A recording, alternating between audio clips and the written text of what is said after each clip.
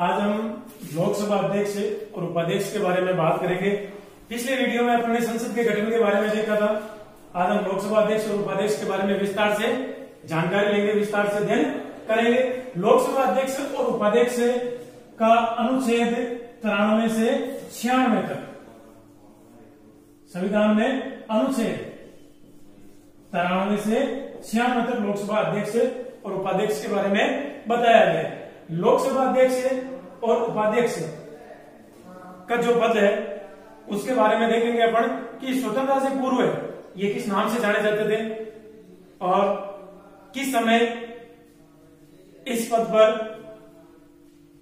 किसने अध्यक्षता की थी उसके बारे में देखेंगे। आज देखो, सर्वप्रथम भारत में जो 1919 का अधिनियम 1919 का अधिनियम, इस अधिनियम के तहत प्रेसिडेंट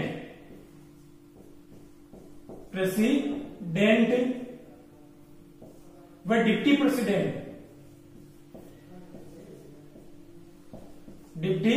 प्रेसिडेंट का पद सृजित किया गया और इसके द्वारा 1919 के अधिनियम के द्वारा प्रेसिडेंट और डिप्टी प्रेसिडेंट का पद सृजित किया गया और इसके बाद में 1921 में भारत का प्रथम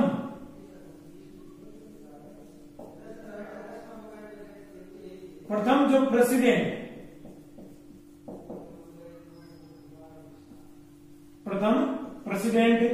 और डिप्टी प्रथम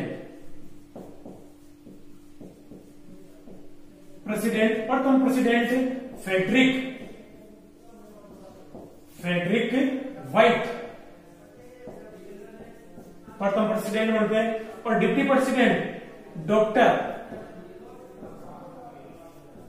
सच्चिदानंद सिन्हा, ये भारत के प्रथम डिप्टी प्रेसिडेंट बनते हैं। उसके बाद में 1925 में केंद्रीय विधान परिषद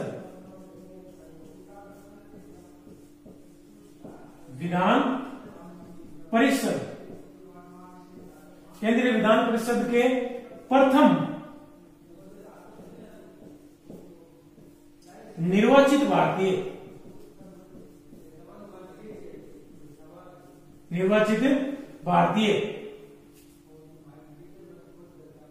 विठल भाई जे पटेल ये प्रथम निर्वाचित भारतीय प्रेसिडेंट बनते हैं। उसके बाद में 1935 का अधिनियम और इस अधिनियम द्वारा प्रेसिडेंट और डिप्टी प्रेसिडेंट की जगह अध्यक्ष व उपाध्यक्ष नाम रखा गया।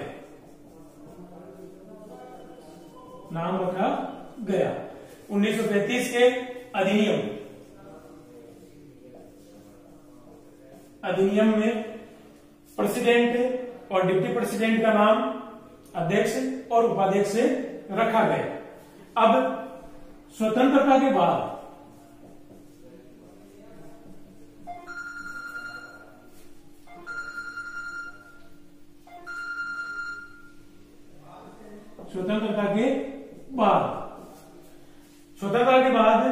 भारत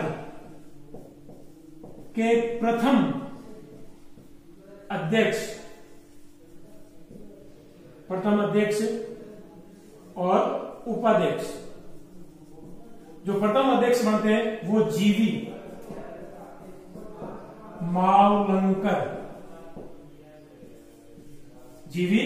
मावलंकर ये भारत के प्रथम अध्यक्ष बनते हैं। उपाध्यक्ष अनंत सयानम अयंकर ये भारत के उपाध्यक्ष बनते हैं।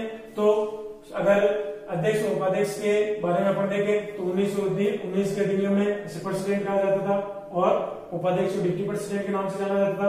21 में इस अधिनियम के तहत 1919 अधिनियम के तहत प्रथम प्रेसिडेंट फ्रेडरिक व्हाइट बने और प्रथम डिप्टी प्रेसिडेंट डॉक्टर सच्चिदानंद सिन्हा बने। और 1925 में केंद्रीय विधान परिषद के भारत के प्रथम निर्वाचित जो भारतीय थे वो विठल भाई जे पटेल प्रेसिडेंट बने। 1935 का अधिनियम पारित हुआ और इस अधिनियम के तहत इनका नाम बदलकर अध्यक्ष और उपाध्यक्ष कर दिया गया। और स्वतंत्रता के बाद भारत के प्रथम अध्यक्ष जीवी मावलंकर और उपाध्यक्ष अनंत सयानम अयंकर ये बने। अब इसके बाद में अपन देखेंगे कि लोकसभा अध्यक्ष के लिए क्या योग्यता होनी चाहिए, उनका निर्वाचन कौन करेगा, कौन उन्हें शपथ दिलवाएगा, उसके बारे में देखेंगे। तो लोकसभा अध्यक्ष और उपाध्यक्ष के लिए योग्यता, तो लोकसभा अध्यक्ष और उपाध्यक्ष के लिए योग्यता, लोकसभा का सदस्य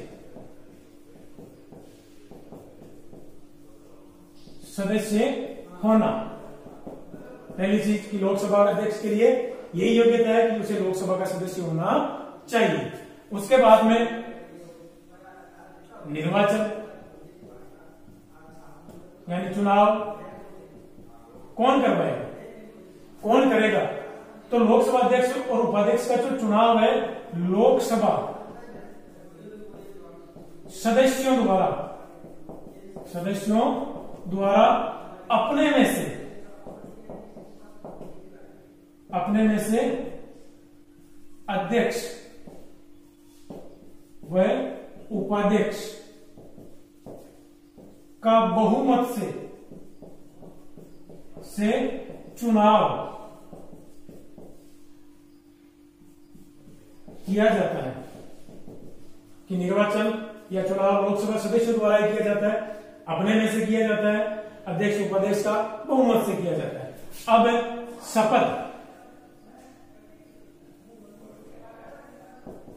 शपथ कौन दिलवाएगा, शपथ किस रूप में लेंगे। शपथ लोकसभा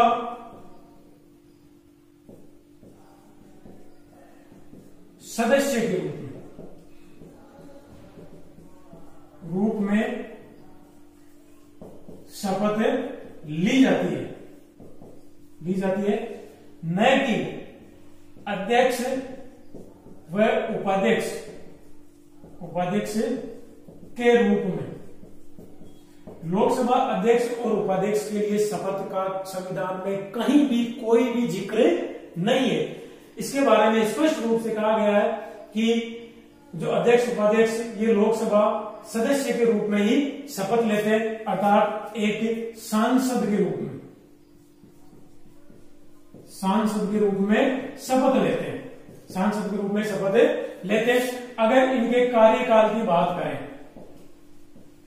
कार्यकाल कितना होता है, कार्यकाल लोकसभा के जीवन काल तक। तो लोकसभा का जीवन काल कितना होता है, 5 वर्ष का। 5 वर्ष बाद में लोकसभा का विघटन हो जाता है, नई लोकसभा का चुनाव किया जाता है। तो इसका कार्यकाल भी लोकसभा के जीवन काल तक, अर्थात सामान्यतः 5 वर्ष तक इसका कार्यकाल, लोकसभा अध्यक्ष उपाध्यक्ष का कार्यकाल होता है।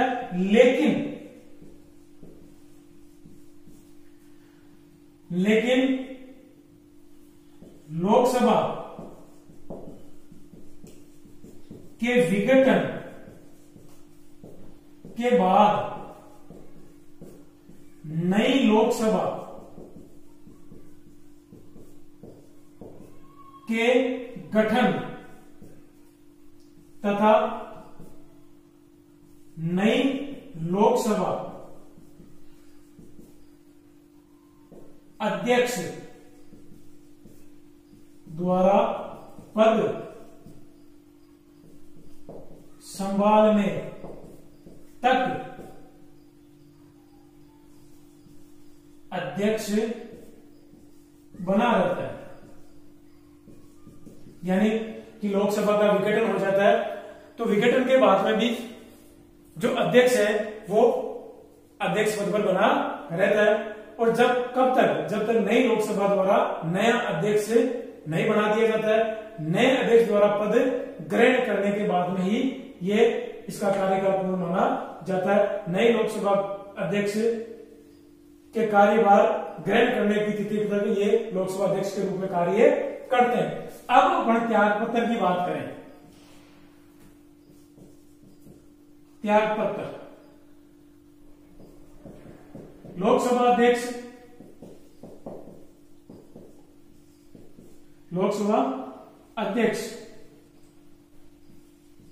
त्यागपत्र उपाध्यक्ष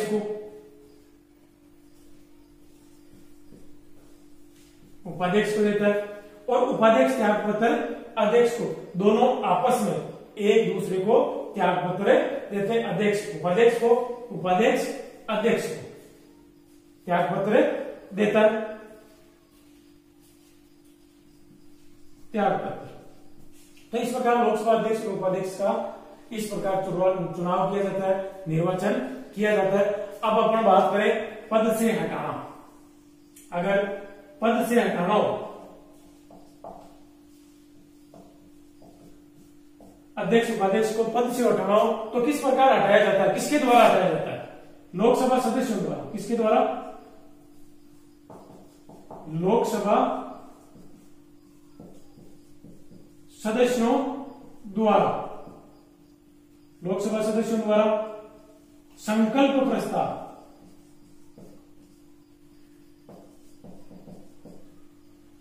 प्रस्ताव, पारित कर।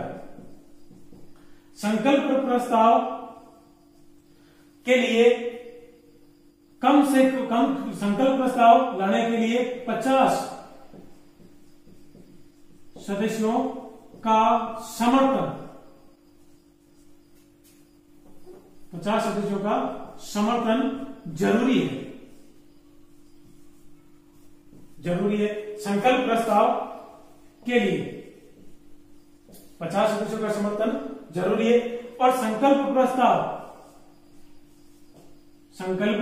प्रस्ताव लाने के 14 दिन पूर्व सूचित करना अनिवार्य है। 14 दिन पूर्व सूचित करना होगा और 14 दिन पूर्व सूचना देने के बाद ही सदन में लोकसभा अध्यक्ष व उपाध्यक्ष के विरुद्ध संकल्प प्रस्ताव लाया जा सकता है। और उसके बाद में बहुमत से प्रस्ताव पारित कर हटाया जा सकता है। बहुमत से प्रस्ताव पारित कर हटाया जा सकता है। तो इस प्रकार लोकसभा की योग्यता, सदस्य होना चाहिए। निर्वाचन लोकसभा सदस्य द्वारा किया जाता है। शपथ ये सिर्फ सांसद के रूप में लेता है, लोकसभा सदस्य के रूप में लेता है। कार्यकाल 5 वर्ष का होता है, लेकिन नए लोकसभा अध्यक्ष द्वारा पद ग्रहण करने तक ये पद धारण करता है। त्यागपत्र अध्यक्ष उपाध्यक्ष को देता है। और इसके बाद में अपन देखें कि पद से हटाना हो तो किसके द्वारा? लोकसभा सदस्य द्वारा हटाया जा सकता है। कैसे? संकल्प प्रस्ताव द्वारा। और संकल्प प्रस्ताव लाने के लिए क्या होना चाहिए? कम से कम 50 सदस्यों का समर्थन जरूरी होना चाहिए। और संकल्प प्रस्ताव लाने के 14 दिन पूर्व सूचना देना अनिवार्य है। और उसके बाद में बहुमत से प्रस्ताव पारित कर इसे पद से हटाया जा सकता है। अब अपन देखेंगे कि लोकसभा जो अध्यक्ष है तो उसका भूमिका, कार्य, शक्तियों के बारे में अपन देखेंगे कि लोकसभा अध्यक्ष कौन कौन से कार्य करता है। लोकसभा अध्यक्ष के कार्य, तो पहला कार्य सदन की अध्यक्षता करना। सदन की अध्यक्षता करना पहला काम है। लोकसभा अध्यक्ष सदन की अध्यक्षता करता है। सदन की अध्यक्षता करता है। सदन की कार्यवाही का संचालन करता है।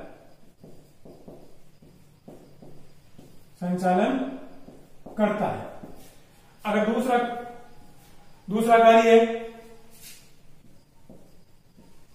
सदन स्थगित करना। अगर सदन में किसी प्रकार का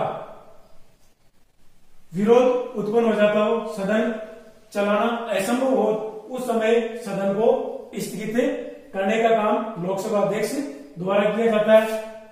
तीसरा काम सदस्यों का निलंबन। सदस्यों का निलंबन, अगर लोकसभा की बैठक में कोई सदस्य, किसी सदस्य का व्यवहार ठीक नहीं हो, कार्यवाही बाधित हो, तो उस स्थिति में लोकसभा अध्यक्ष द्वारा सदस्य को निलंबित किया जा सकता है। बैठक में भाग लेने से उसे रोका जा सकता है। अगर चौथा कार्य अपन देखें, कार्य क्या होता है अध्यक्ष का, तो इसमें संयुक्त बैठक, संयुक्त बैठक लोकसभा और राज्यसभा की संयुक्त बैठक, लोकसभा व राज्यसभा दोनों की संयुक्त बैठक राष्ट्रपति द्वारा संविधान के अनुच्छेद 108, संविधान के अनुच्छेद 108 के तहत राष्ट्रपति द्वारा संयुक्त बैठक बुलाई जाती है, और इस संयुक्त बैठक की अध्यक्षता कौन करेगा, तो संयुक्त बैठक की जो अध्यक्षता है, अध्यक्षता, इसका जिक्र संविधान के अनुच्छेद 118 में, और इस संविधान के अनुच्छेद 118 के तहत 18 के अनुसार दोनों सदनों की जो संयुक्त बैठक है, उस बैठक की अध्यक्षता लोकसभा अध्यक्ष द्वारा, लोकसभा अध्यक्ष द्वारा की जाती है, लोकसभा अध्यक्ष द्वारा की जाती है। अगर बात करें लोकसभा अध्यक्ष उपस्थित नहीं हो, तो उस स्थिति में उपाध्यक्ष, अगर उपाध्यक्ष भी नहीं हो, तो उस स्थिति में सभापति जो इसकी अध्यक्षता की जाती है। अब पांचवा कार्य गणपूर्ति, कोरम। गणपूर्ति और कोरम है क्या वास्तव में? गणपूर्ति सदन की कार्यवाही के लिए न्यूनतम सदस्यों का होना अनिवार्य है, और उसे कोरम या गणपूर्ति के नाम से जाना जाता है। न्यूनतम सदन की कार्यवाही के संचालन के लिए न्यूनतम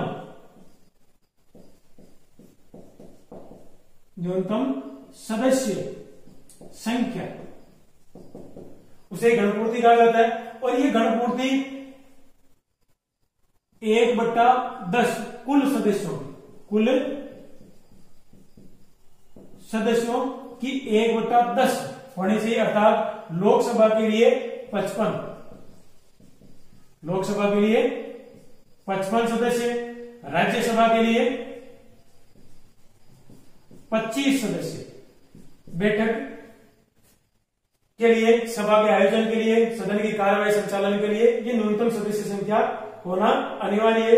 और ये गणपूर्ति कौन करता है? उसकी गणपूर्ति अध्यक्ष द्वारा देखा जाता है कि वास्तव में न्यूनतम सदस्य संख्या है या नहीं है। अगर न्यूनतम सदस्य संख्या नहीं हो, तो लोकसभा की बैठक को स्थगित कर दिया जाता है, बैठक आयोजित नहीं की जा सकती। अब देखते हैं अपन कि इसके बाद में लोकसभा अध्यक्ष का काम धन विधेयक संबंधी, एक काम यह भी है। छठा कार्य धन विधेयक। संविधान के अनुच्छेद 109 में 9 के अनुसार धन विधेयक राष्ट्रपति की पूर्व अनुमति से लोकसभा में ही प्रस्तुत किया जाता है। अब कोई धन विधेयक है या नहीं, उसकी घोषणा कौन करता है? लोकसभा अध्यक्ष। धन विधेयक है या नहीं, है या नहीं, इसकी घोषणा लोकसभा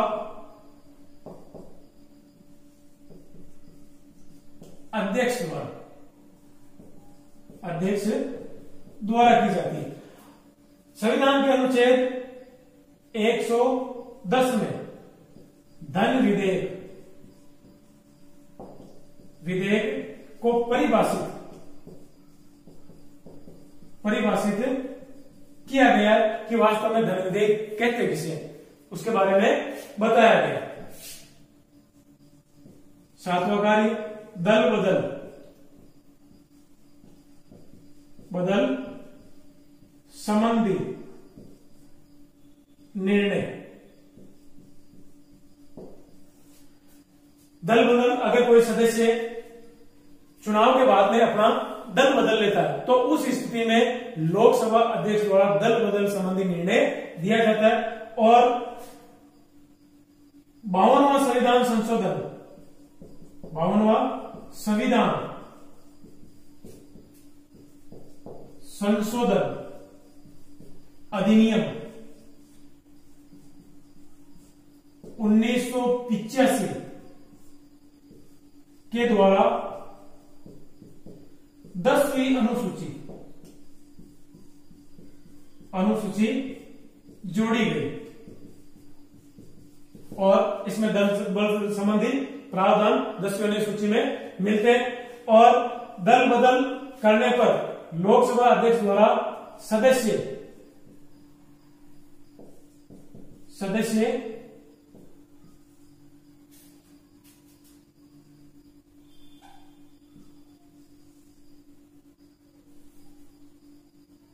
की